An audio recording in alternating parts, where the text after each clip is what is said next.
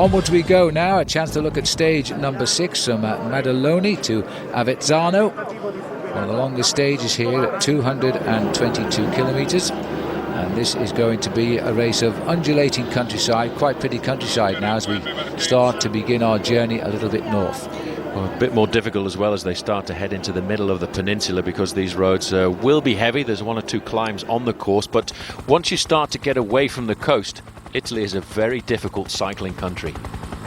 Cipollini still in the mix today. There hasn't been any attack of note. There was a long breakaway of 3. Christian Moreni as a buyer of the Kelme team, and Magnus Bagstedt of the Factor team, who's also sprinting very well at the moment, but they've been swept up. And now it looks like Mario Sidia, who is the lead-out man. There's Eisel. Eisel is sprinting very, very well for FDJ, Française du Jeu at the moment, but there's an awful lot of the zebras around.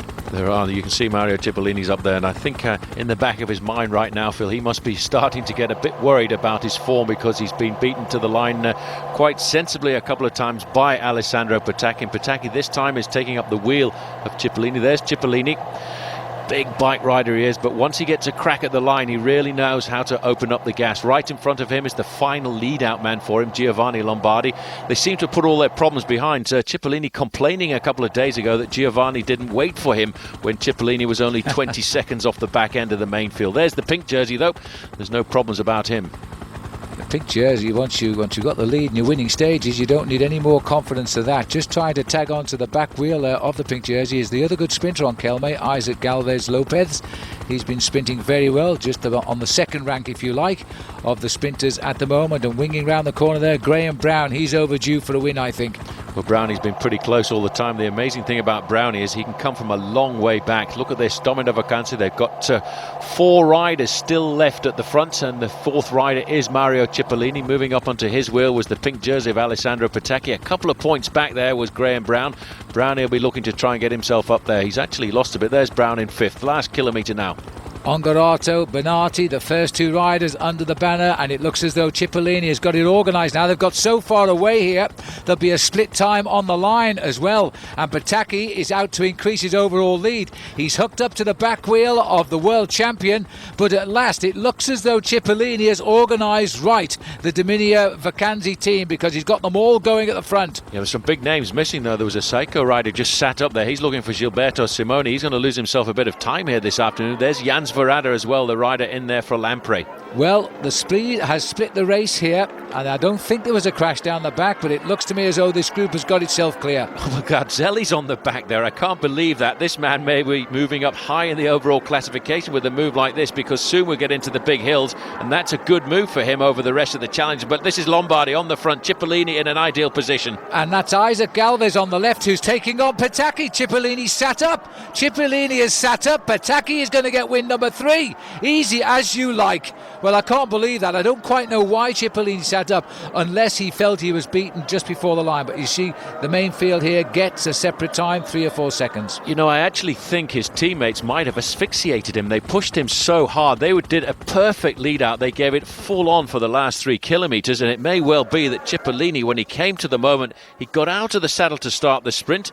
There was nothing there. You can do nothing to stop this man here, though, right now. Alessandro Petacchi, for an Italian in the Giro d'Italia, Phil, this is a dream come true. This doesn't happen. This is magic. Well, and the man who also saluting there was Marco Vello, who really saw all of the hard work pay again. Huge dividends here. 3 stage wins now, and this race only on stage number 6. Half of them are going the way of Alessandro Petacchi. Will increase his lead both on points and on the race time overall. There's the result. Galvez getting 2nd place. Jan Svorada, his best finish so far. Vello punching the air. He came over in 4th place. Just look at the speed of Petacchi. Galvez went with him. That was a good move, but he had no chance of actually beating him.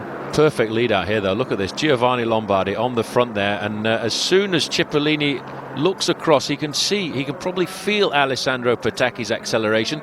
But if you look at the face there on Mario Cipollini, he gets out of the saddle and sits back down again straight away.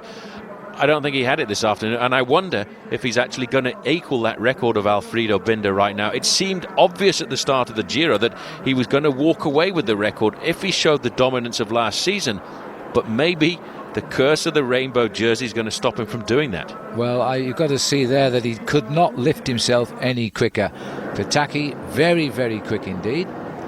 And this was one of his easier wins, in all honesty, and it was the Dominia Mercanti team that led him out. He's now increased his lead to 1 minute and 9 seconds, had 2 win bonuses in 2 days. That's 40 seconds in themselves. Casagrande third, Pelazzotti, no change there. Simoni up in 5th place. But the Maglia Rosa is beginning to look nice. Not that he's anticipating winning the Tour of Italy, but he's going to keep that lead as long as possible. But I think what's interesting is that split towards the end. Stefano Garzelli was very attentive. Yeah, that's absolutely